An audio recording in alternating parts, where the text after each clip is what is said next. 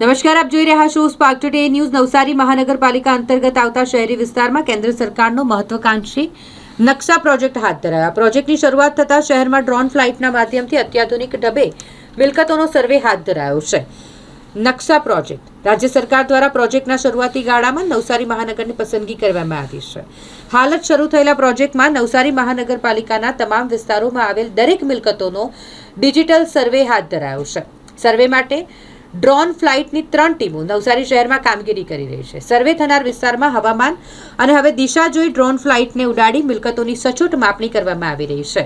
સાનુકૂળ વાતાવરણ રહે તો નવસારી મહાનગરમાં સર્વે 7 દિવસમાં જ પૂર્ણ કરવાનો મહાનગરપાલિકાએ નિર્ધાર વ્યક્ત કર્યો છે। તો બીજી તરફ અત્યાધુનિક સર્વે અને નકશા પ્રોજેક્ટને શહેરના બિલ્ડરો પણ આવકારી રહ્યા છે। તેમના મત મુજબ સરકારી દફતરે માપણી અને તેની સ્થળ સ્થિતિ વચ્ચે રહેલી વિસંગતતા નકશા પ્રોજેક્ટ દ્વારા दूर થશે। અત્યારે ભારત સરકારે નકશા પ્રોજેક્ટ ચાલુ કર્યો છે, જેમાં જે શહેરી ક્ષેત્ર છે, શહેરી ક્ષેત્રોમાં જે પ્રોપર્ટીના ડિટેલ્સ છે, પ્રોપર્ટીના રેકોર્ડ છે, અને જેવી રીતે ગ્રામીણ ક્ષેત્રોમાં સ્વામિત્વ જે સ્કીમ આવી હતી એવી જ રીતે શહેરી ક્ષેત્રોમાં આ સર્વે માટે અને પ્રોપર્ટી રેકોર્ડ અપડેશન માટે જે છે નકશા પ્રોજેક્ટ ચાલુ કર્યો છે। બધા જ રાજ્યોમાં ચાલુ થયો છે, ત્યારે ગુજરાતમાં પણ જે છે 6 શહેરોમાં પ્રાયોગિક ધોરણે આ નકશા પ્રોજેક્ટ અત્યારે ચાલુ કરવામાં આવી રહ્યો છે, જેમાં નવસારી પણ છે। નવસારી મહાનગરપાલિકાની જે આખો એરિયો છે, આ એરિયામાં નકશા પ્રોજેક્ટમાં સામેલ જેટલી પ્રોપર્ટી છે આમાં સર્વે કરવામાં આવશે।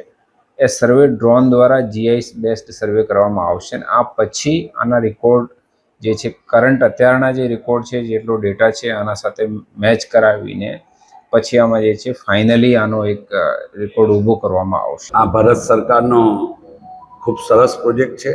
એમાં પણ આ ગુજરાત સ્ટેટમાં 7 થી 8 મહાનગરપાલિકાને પાયલોટ પ્રોજેક્ટ તરીકે ચૂઝ કરવામાં આવી છે। એમાં નવસારી મહાનગરપાલિકાને પણ પાયલોટ પ્રોજેક્ટ તરીકે ડ્રોન દ્વારા સર્વે કરી ત્યારબાદ જમીની હકીકત સ્થળ પર જઈ અને એ પણ માપણી કરી એની ચકાસણી કરવામાં આવશે।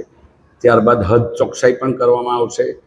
આ બધું આપણા સર્વે કરવા માટે જે જમીન ગ્રાહકો છે અથવા જમીન માલિકો છે, મકાન માલિકો છે, જેના કબજા સ્થળ પર હકીકતમાં અલગ છે અને DLR અને સિટી સર્વેના રેકોર્ડો પર અલગ છે, એ જે તકરાર અને જે કોઈ હદ માપણી માટેની તકરારો છે આજુબાજુના માલિકો દ્વારા, તે હદ માપણીને ચોક્કસ એટલે જે ચોકસાઈ કરી અને સરકારી રેકોર્ડ અને જમીની હકીકતની માપણી સમન્વય કરી અને ખરેખર હકીકતમાં સ્થળ પર જે માપણી છે એ માપણીના આધારે સિટી સર્વેમાં પ્રોપર્ટી કાર્ડમાં એન્ટ્રી પાડી એનો નકશો બનાવીને આ પાયલોટ પ્રોજેક્ટ તૈયાર કરવાનો છે।